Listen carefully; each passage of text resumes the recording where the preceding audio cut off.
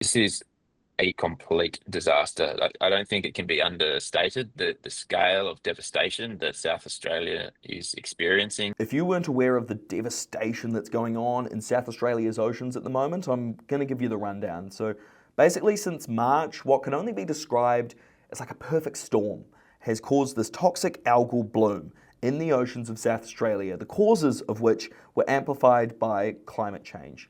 To really boil it down, think hotter ocean temperatures plus hotter air temperatures and calmer seas have essentially created this environment for the algae to, unfortunately, thrive. And it's led to scenes like this, and this all over the beaches of South Australia. This is a complete disaster. I don't think it can be understated the scale of devastation that South Australia is experiencing at the moment. Others have raised, like, if this was happening on Sydney beaches, we'd all know about it. If this was happening on the Great Barrier Reef, it would just stop the nation. Like, the amount of marine life that is washing up, is dying and washing up in South Australia is truly catastrophic. Given that 70% of the species that live in the area are unique to it, preserving the life on the Great Southern Reef could not be more important. Once we lose it, it's gone. We can't bring it back from anywhere else. A lot of these species, that just don't find them anywhere else. They're unique to the world. And Dr. Bennett told me that the area was essentially seen as a sanctuary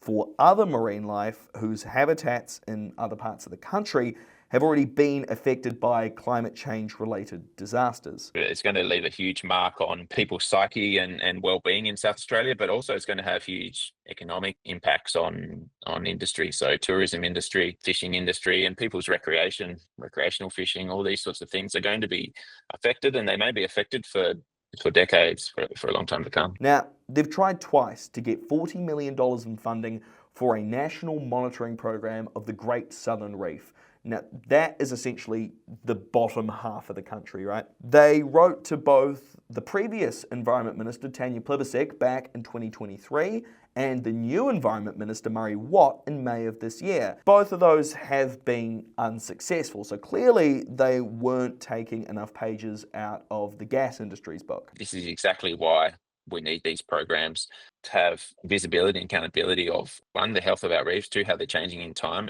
and three, just how these impacts are affecting our marine life. Because at the moment, we literally have no programs out there. Well, there's no, basically, other than our trip the other week, there's no monitoring of the situation in South Australia. Besides cutting global emissions to stop the planet from getting hotter, Dr. Bennett says that we really need to start valuing our oceans a hell of a lot more. We are dependent on it as a nation. It's part of our society, part of our culture. We're sort of so deeply connected to our coastal environments, and yet we give them nothing in return. Like, we do not protect them, we do not look after them, we don't even celebrate them for what they're worth. We don't recognise their importance as a whole. And the algal bloom in South Australia is really highlighting, one, just how much we have to lose,